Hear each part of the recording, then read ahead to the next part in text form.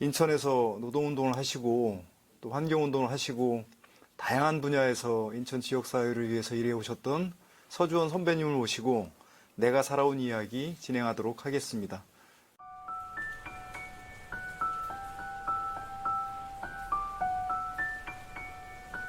여기도 인천 지역 빈민연합도 있었습니다. 그 당시에는 주거연합이었다.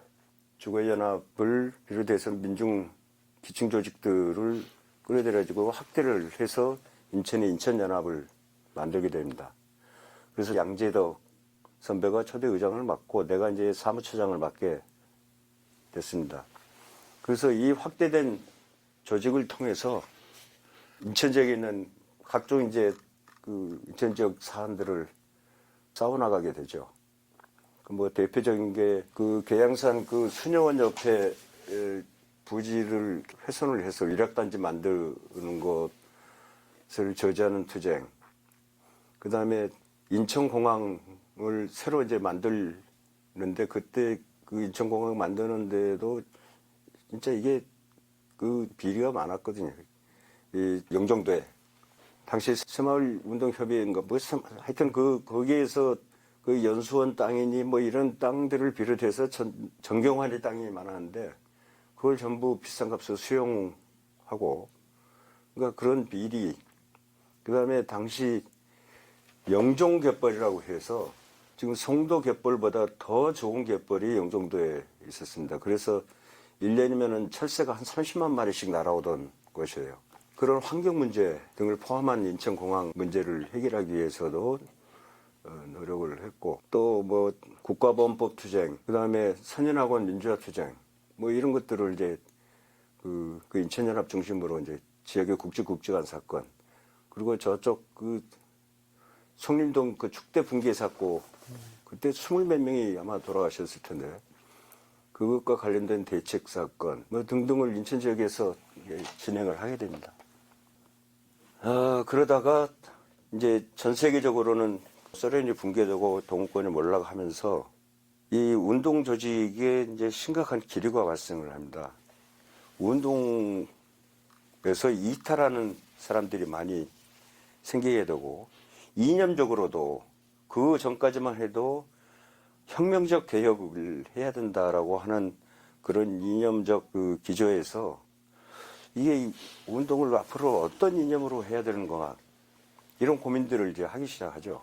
그래서 제가 이제 인천연합 사무처장 시절에 그게 94년도인데 4월 달에 그린피스의 레인보우호가 인천항에 입항을 합니다. 그 세계 순방을 하고 있던 때인데 그걸 계기로 해서 인천 지역에 인천지역 환경운동연합 준비위원회를 만들어요. 이미 서울에서는 93년도에 환경운동연합이 만들어졌고 그리고 저 자신도 국가적인 거대 담론만 가지고 지역에서 싸우는 것으로는 한계가 있겠다. 조금 더 인천 지역 사람들하고 결합되는 운동을 해야 되겠다. 그러니까 그전에는 모든 싸움을 하면 운동권만 싸웠잖아요. 이제는 일상생활을 하는 인천 지역 주민들하고 함께 활동을 하지 않으면은 운동의 비전이 없다. 이렇게 이제 저도 생각을 이렇게 정리를 한 거죠.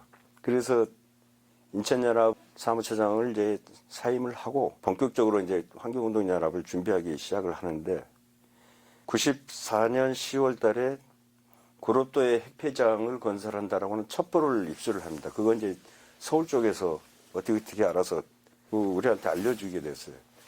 그래서 그때부터 이제 유해물 제작을 해서 동인천에서 배포를 하고 이런 이제 활동을 하다가 12월 4일 날 정식으로 환경운동연합을 만듭니다.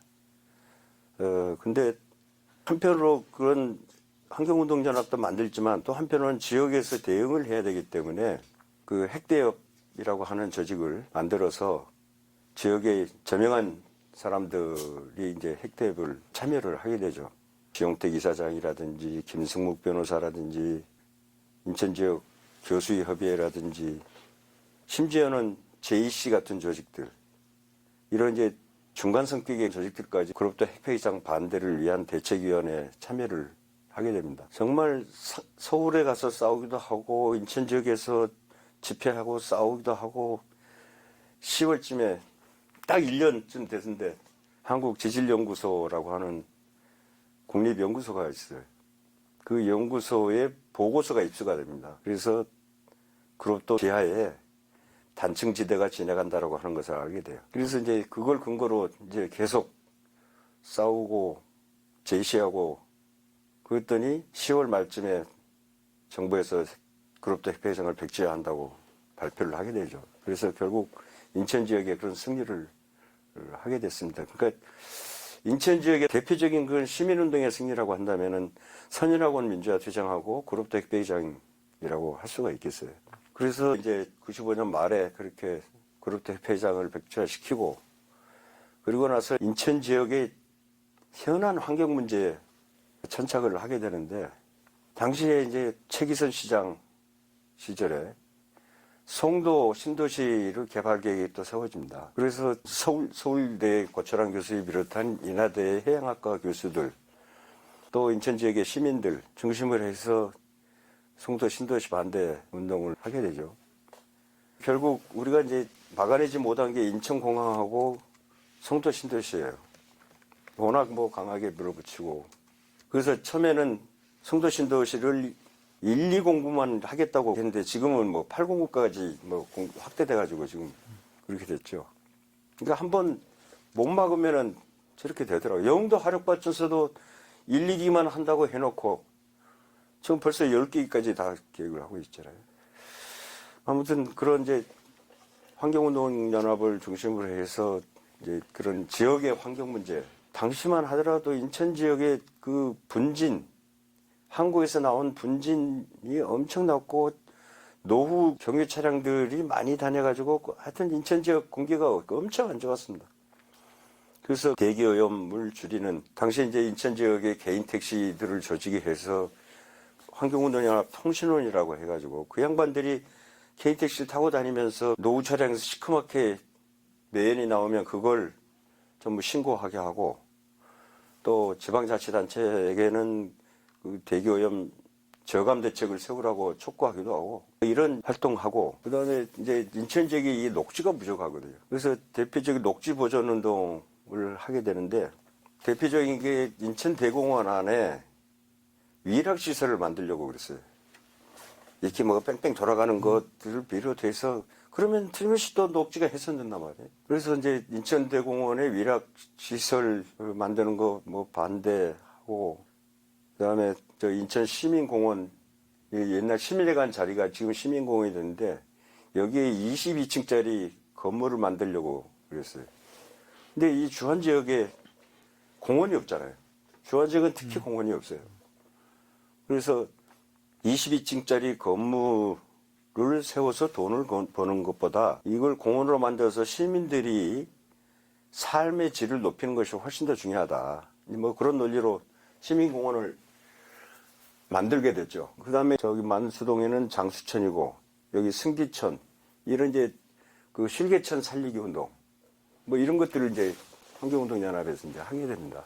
또 대표적으로 뭐 경인운하 반대 운동 뭐 이런 것들을 이제 하게 되고 그 뒤에 그 계양산 살리기를 10년 동안 이제 끝내고 나서 다시 10년이 되니까 다시 계양산에 골프장을 만든다고 그래가지고 계양산 골프장 반대 운동 뭐 이런 이제 그 일들을 환경운동연합에서 이제 하게 됩니다.